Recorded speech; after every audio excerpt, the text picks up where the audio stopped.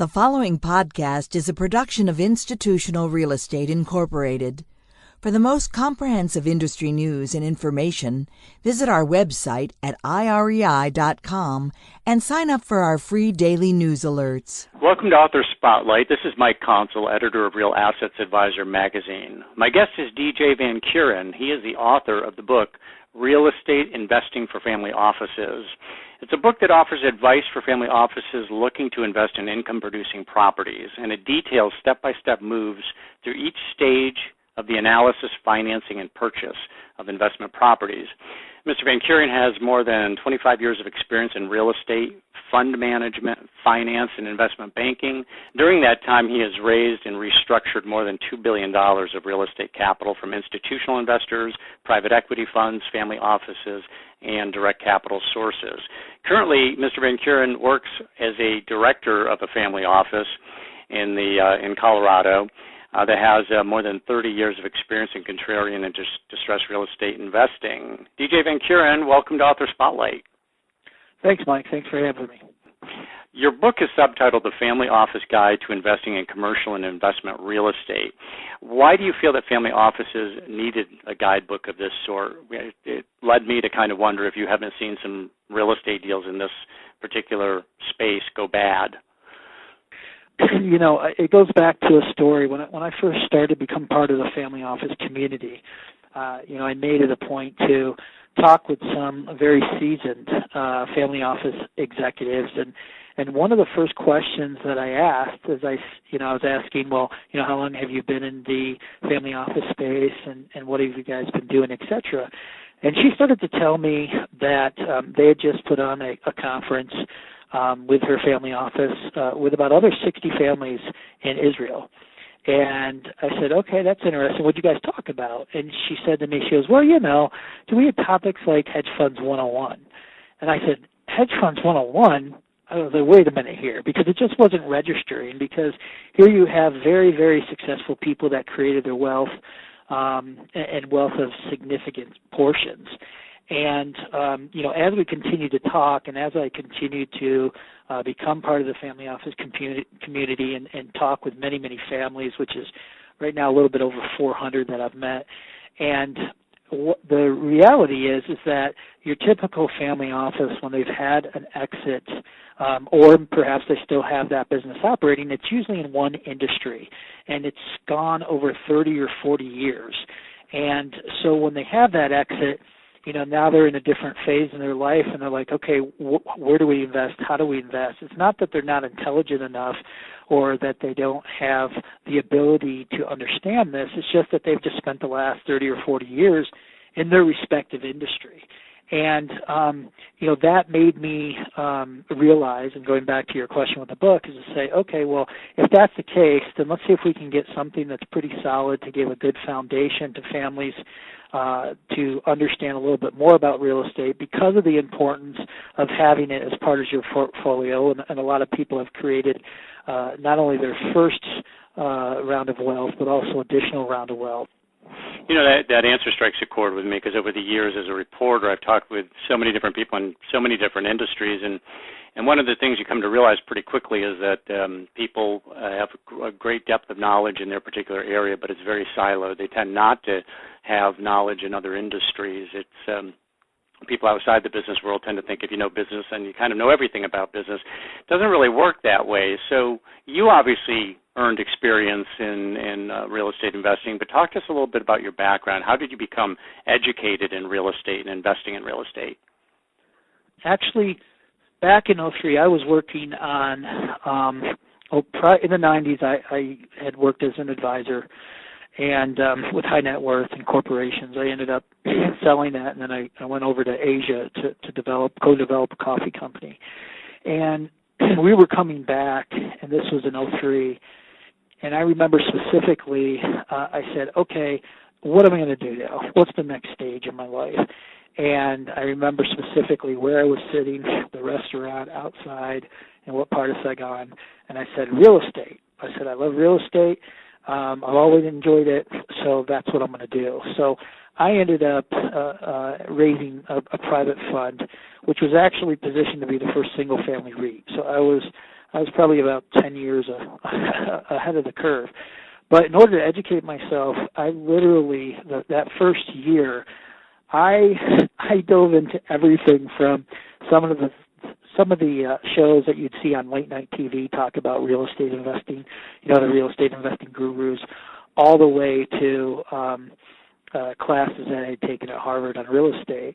And what was interesting is that it ended up coming full circle. So even the information that you'd hear from these late night people, a lot of it are fundamentally the same. And once I started coming full circle with the same answers, I realized that I probably, have gained the information that I had needed. So I literally read everything that I could initially, and then it was all practical. So when I started running the fund, everything just started to come together, which included acquisitions, dispositions. It included structuring deals. It included selling and doing models and analyzing, etc. So from there, it grew to where I had done some work for some pretty large developers, including one of the biggest developers out of Mumbai, and we were buying luxury hotels and condos in New York City to an active adult community developer that we rolled out, national chain of communities, and then also investment banking on the real estate side, and so it's been. I love real estate. That's where to me it's more of a hobby than it is any type of a job, and so it's I continue to improve my knowledge as much as I can, but it just started from gathering everything I could and just absorbing as much as possible. So other than families that made their fortune in the real estate business, what is the average percentage of real estate holdings in your average family office portfolio? What would that percentage be? I'll tell you, and I'll quote this from a couple different sources. Campton Wealth and UBS put out a report, and at the end of the year, that in direct real estate in North America anyway, that average was about 13%. If you look at Europe, that's about 19%. In Asia Pacific, emerging markets, about 15%. So it averages about 15%, across the board. If you look at other sources where, like National Real Estate Investors, they'll say between, 6 to 25. I think that from all my experience in talking with various families, that it's between that probably 12 to 18% for real estate, at least today.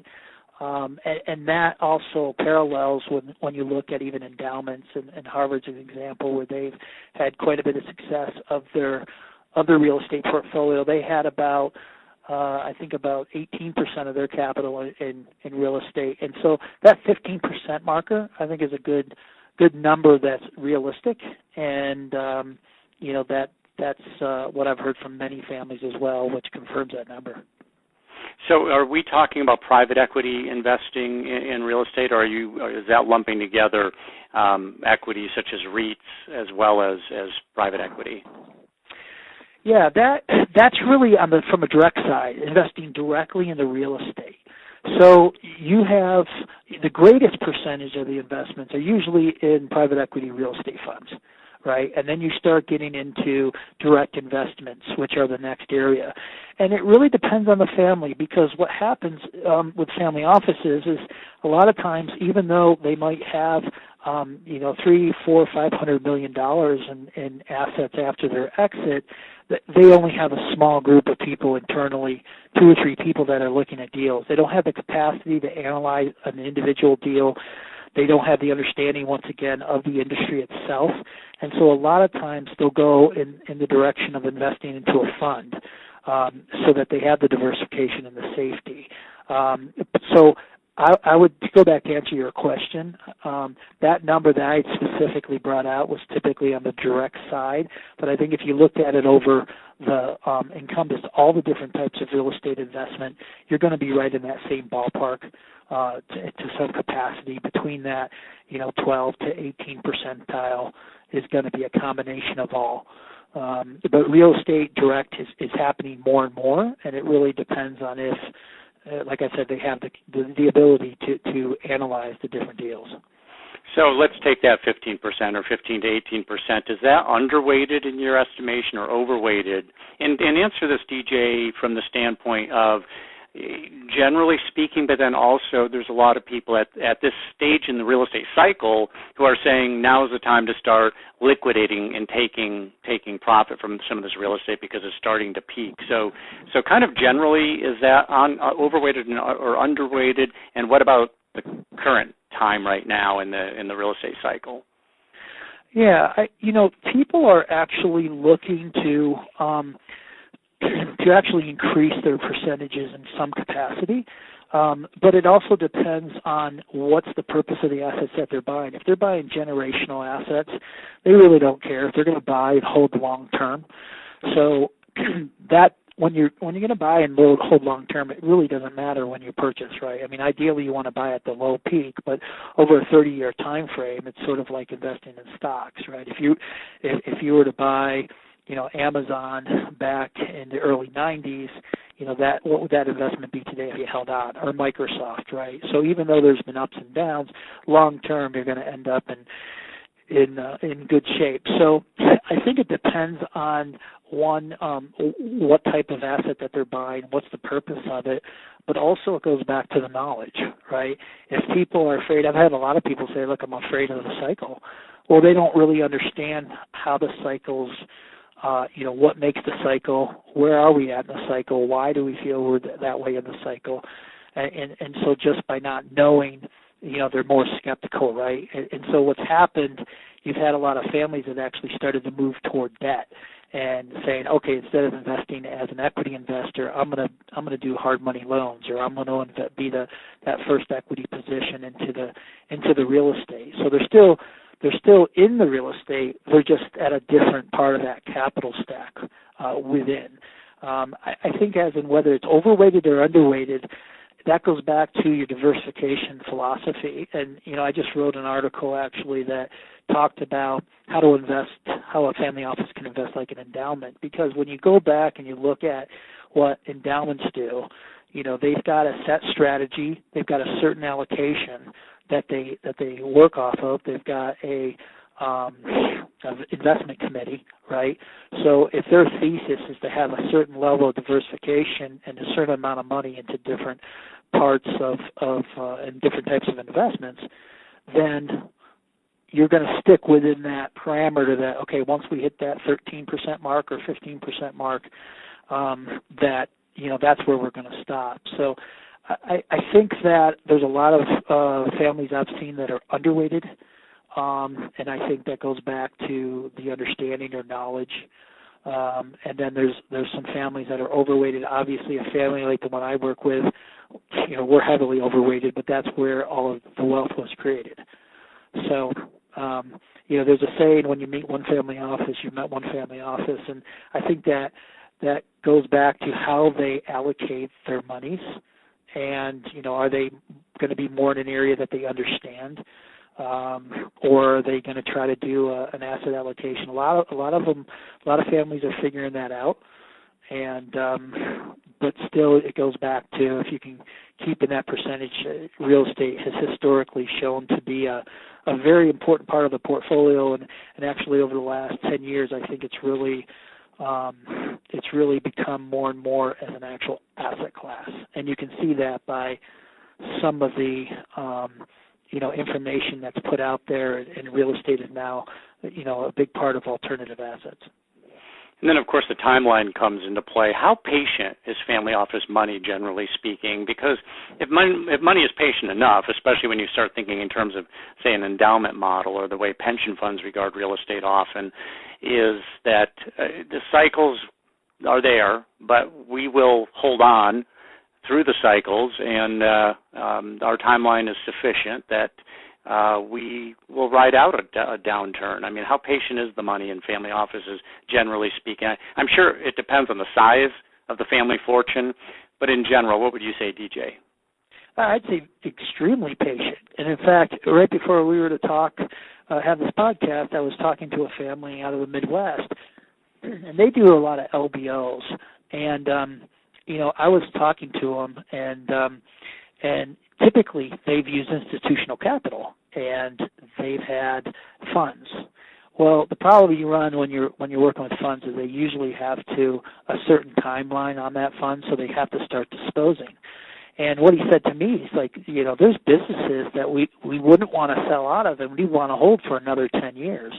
Well, that's perfect for, and I'd said this to him, I said that's in a perfect alignment with other families. And I had offered to introduce them to other families if that's the route that they were looking to go down. But it's very patient, and that's one of the big benefits of family office investors. And that's the market for family offices is going to continue to increase. And in fact, I was reading something the other day that, the amount of wealth that's supposed to happen, it's supposed to, triple in size from if we go back to 2006 to 2025.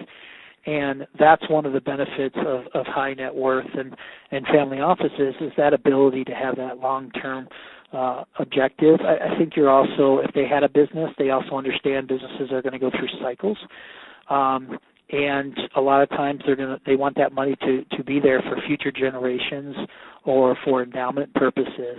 And so it's very, very patient. I think it's the best source of capital for sponsors or for operators because of that, not only patience and long-term perspective, but also the flexibility that families can provide. So let's talk about some of the common mistakes that family offices make when they do invest in real estate. What have you seen out there, DJ, in terms of the missteps? Well, I can tell you the worst component, and then I'll tell you, and I'll wind it down. That the biggest mishap that I've seen with a family, there's a lot of times you'll get second generations, third generations, or down the road that say, okay, great, well this is I think a great area to go to. You see that a lot on the tech side, right, on the West Coast. But there was a second gen that wanted to invest in real estate and was excited about it. Now, unfortunately, he wasn't part of that initial wealth creation, nor did he really have the expertise, and he ended up losing about $100 million of the family's money.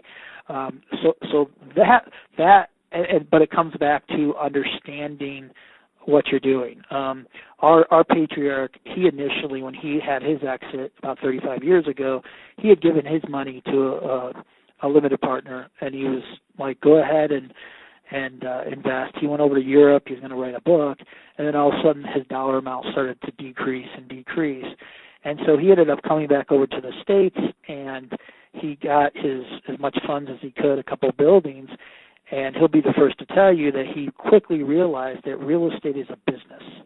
It's not just this passive investment. So I think one of the biggest mistakes that have been made is that people think, well, we'll just buy it and hold it. We won't have to deal with anything.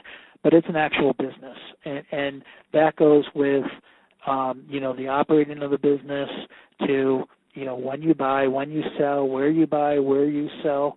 And so I think one of the biggest mistakes is really having an understanding of the, how integral real estate really is. It's a simpler type of business on many regards, especially on the financial modeling side, much easier than a private equity transaction. However, there's parallels for sure. The second area I would say is if you're going to partner or select, so it has to do, if you're going to use a fund, you've got to really screen that operator. And if you're going to go direct and co-invest with an operator, you've got to screen them as well. And what happens a lot of time is that due diligence and that analysis of who they're investing with is not done to the measure that's needed to be done. And so, often you'll see families that will invest with an operator or a manager that just isn't really equipped. They had a good story, but they didn't necessarily have the experience, or the team hadn't worked together before. And so I think that would be the second area. And then the third would be buying, an asset that was not a good asset to purchase, but I think that goes back to the knowledge and the understanding of what you're actually getting yourself into. Those are the primary, areas, and once again, that comes from experience or knowledge in real estate. Give us a couple of examples where real estate investing worked out in a really big way for a family office. The first one that comes to my mind is obviously the patriarch that I'm working with. He had sold a yogurt company for about $1 million about 35 years ago, and he's turned that million into $500 million. And he's done that into $500 million. Into $500 million, yeah. Yeah. Okay. And then he had dove into. He started in the RTC time frame, and that's when he really figured out there's a lot more to this. Then he really dove into the economics and where we are in the real estate cycle. So, he was able to call publicly actually the last downturn. So he sold 80% of his portfolio, and now he's back up to about $2 billion. So that's probably the greatest example that I could tell you. Outside of the families that have invested in real estate where they created their wealth, another example is a family that I know of out of Germany. They had invested with another family that had experience in real estate. They started about 7-8 years ago. They started with about $40 million, and that's been doubled up to $80 million for them. And that's really because of the knowledge and the expertise of that operator and family office that they had worked together on. Other examples, there's numerous examples actually where families have created their second round of wealth through real estate, and that's been by building their own portfolio. And some families will try to outsource as much as possible, and other families have tried to do all that internally. And that would be, I know of one here locally actually that they've invested in a number of businesses, but by investing in the real estate over the years, they've built up a whole nother, string of cash flow and income by having that exposure to real estate. And as they continued to add to their portfolio, that knowledge increased and understanding, and so they were able to continue to, increase their portfolio. What do you think of the current real estate market in terms of its ripeness for investment? Do you consider it overpriced at this stage if somebody was looking to simply go in and start buying some properties? I think that answer is, and I hate it when people give me that, what I'm about to give you sometimes, but, they say, well, it depends. Well, a lot of investment monies, the first place that they look to invest, especially the international investors, are in the major markets. So they'll first look at a New York, they'll look at a San Fran, they'll look at a Miami. Well, when you're looking at those various markets, all of those are past its mark. So you've got some buildings that are selling for 2-3 cap rates in New York, which are very expensive. In Miami, the lowest I heard was about 1.5 on 1.5% cap rate on some properties, and we believe that there's probably about a 50-year surplus of condos again down in Miami to burn off. And so those major markets, I think you've got to be very careful. The one good thing when you invest in New York is that it's New York, and you're having capital come from all parts of the world. So it's sort of its own anomaly, which means, long term you should be fine. A lot of the secondary and tertiary markets are really where I think that the opportunities are. And if you look at where all the growth is happening and projected to happen long term, you're really looking from Maryland, down through the Carolinas, Kentucky, Tennessee, Alabama, Florida, of course, Georgia, and then over to Texas. And that's really where the majority of growth is looking to take place by 2025. And that's from a location perspective. Now, we do feel that there's probably going to be a recession coming in 2019 in the next couple of years. So we are starting to put some cash on the side in order to be ready for that. That goes back into real estate cycles. And you can actually go back about 300 years with the cycles where you've got – we keep making the same mistakes over and over again. So real estate cycles usually run on about an 18 and a half year cycle, which means that we would see a downturn around 2019 for a couple of years, 2-3 years, and then we'll see another uptick, and then we'll probably most likely would see a recession happening again in around 2030. So there's definitely time that's available. The next question is okay, well, what's the asset classes, right? Or where would those opportunities be? And we see that home building, there's probably about an 9-year run in the home building side. We see that there's opportunity in industrial and retail. Industrial, retail, yeah, and office as well. So on the commercial side, apartments, we see that there's, that's starting to. A lot of people like apartments, and in fact, that's the biggest areas that family offices are wanting to invest in are on the apartment side. But there's a lot of inventory that's coming online. In fact, here in Denver, we see about a 2-year of already excess supply. We can handle about 4,500 units a year. Last 2 years, we've seen about 9,500.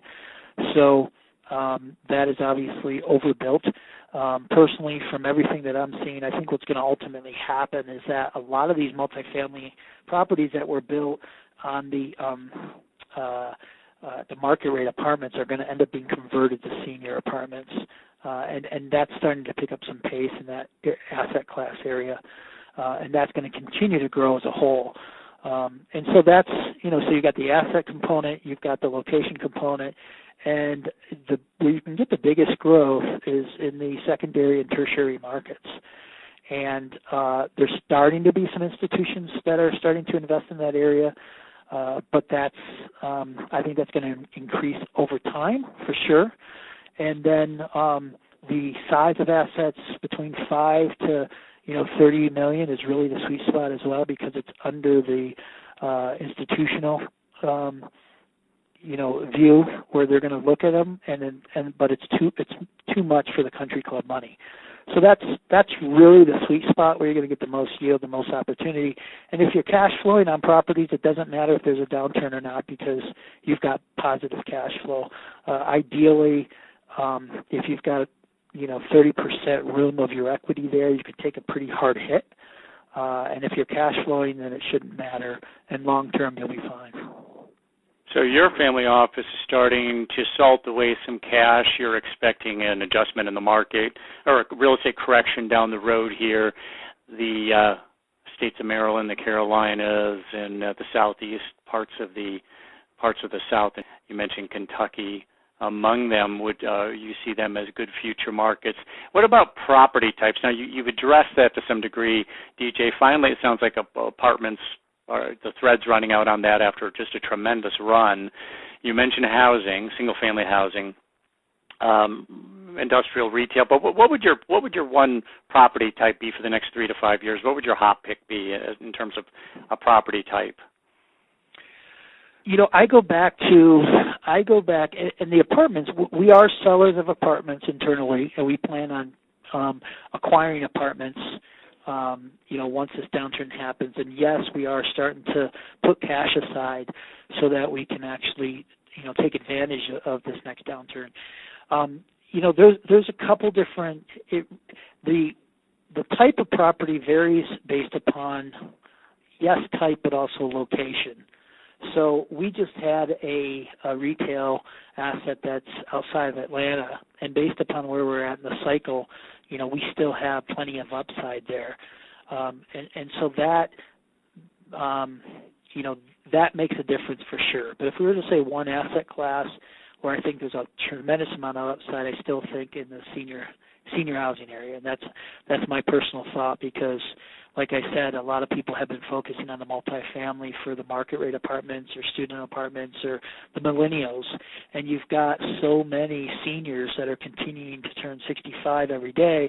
And like my parents, when they sold their house, they wanted a 900 to 1,300 square foot place that they didn't have to worry about the lawn, and they didn't have to worry about the upkeep, and they can enjoy themselves. And you've got so there's a demand there. You also have a demand in affordable housing. That's an extreme demand. However, there is a problem with getting sizable returns on those assets. And then, of course, you have assisted living facility, which the only way in order to continue to grow that market is by building ground up. You have to develop, because all the existing structures have been picked up by the REITs. So those would be that in the senior housing area. Over the next 3 to 5 years is going to continue to be a great place to invest. The name of the book is Real Estate Investing for Family Offices. The author is DJ Van Keuren. He has been our guest for the last half hour. He is director of a major family office in Colorado and has quite a background in real estate investing. DJ, thanks very much for taking the time to discuss real estate investing with us, and good luck with the book. I appreciate that, Mike. It's been a pleasure, and if I may too as well, it's the website too, if I can. It's just familyofficerealestateinvesting.com.